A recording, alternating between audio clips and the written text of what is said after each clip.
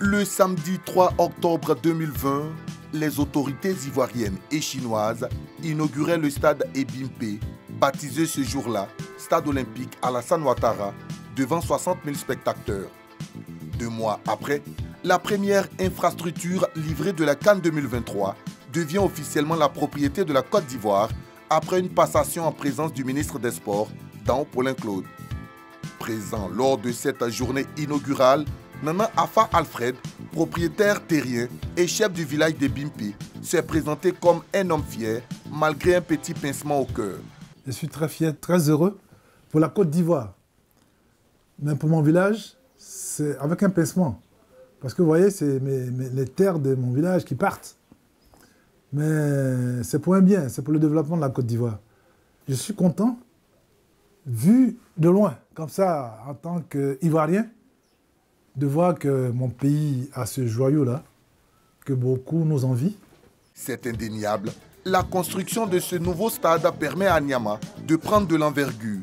Mamadou Diarasouba, 6e adjoint au maire de la commune, ne cache pas sa satisfaction. Le stade de Bimpe est une fierté pour la commune d'Anyama parce que l'avènement du stade de Bimpe va régénérer beaucoup d'emplois pour la jeunesse. Anyama, c'est un futur Eldorado vraiment de la Côte d'Ivoire avec l'avènement du stade olympique et bientôt l'abattoir. Donc Anyama aujourd'hui est envié par la population de la Côte d'Ivoire. Mamadou Diarasouba, qui est également dirigeant du Rio Sport d'Anyama, aujourd'hui en division d'honneur, espère retrouver l'élite rapidement et pourquoi pas faire du stade de Bimpe le QG du club de la cité de la Kola. C'est envisageable que le Rio d'Anyama puisse s'entraîner au stade de Bimpe. Le stade municipal est vétus, c'est un stade qui date de plusieurs décennies et qui ne répond pas forcément aux critères du football actuel. Donc nous allons faire la demande aux responsables du stade de Bimpe afin que le Rio puisse s'entraîner et avoir de bons joueurs pour que le Rio puisse remonter la surface rapidement. Pendant que la construction de ce joyau architectural est saluée par une bonne frange de la population, notamment par les acteurs du sport, certains riverains commencent à ruer dans les brancards et pour cause, le coût de la vie a considérablement grimpé depuis la construction du stade. Avant, 2-3 ans en arrière, les 3 pièces coûtaient moins de 50 à 60 000. Mais aujourd'hui, on nous parle de 150 000, 120 000. Et donc, vous voyez que ça a même quadruplé. Oui, mais bien sûr, c'est à cause de la construction du stade. Parce qu'avant, les maisons coûtaient très moins cher.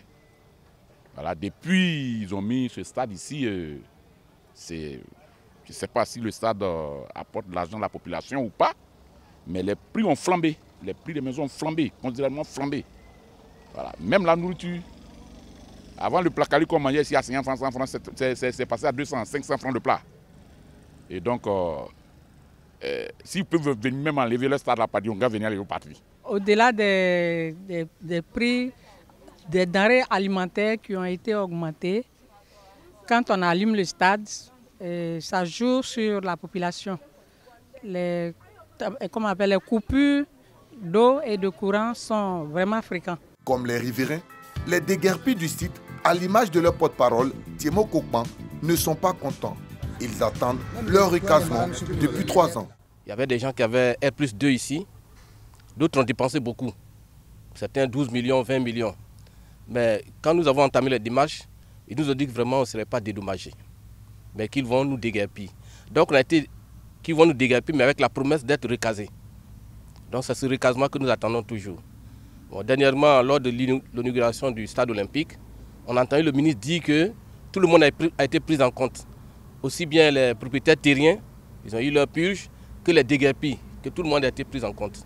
Bon, quand on a appris cette nouvelle, on était content. Mais jusqu'à maintenant, on ne voit rien. Premier responsable du village Ebimpe, Nana Afa Alfred est toujours en attente des bénéfices de la construction du stade pour les fils et filles du village. Par rapport au plan, à la convention qu'on a faite, il y a un avenant qu'on attend encore qui doit se faire. Quelles sont les retombées pour le village? Lors de la pose de la première pierre, nous avons eu à soulever cela. À l'époque, c'était le premier ministre Duncan qui était là. Mais nous attendons toujours ça, les retombées pour le village, pour les jeunes.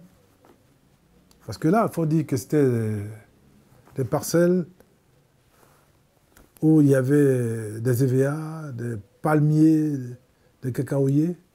Tout ça, c'est pas encore été payé.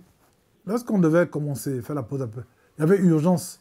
Tout ça, on nous a dit, on allait voir ça après. Parce que les Chinois étaient impatients. Si le stade olympique Alassane Ouattara est sorti de terre, bon nombre de curieux se demandent à quel moment la cité olympique, ce projet d'envergure, verra le jour. En attendant, Talou, Muriel Aouré et Cissé Guéatu peuvent désormais s'entraîner dans les conditions maximales au stade olympique de Bimpé.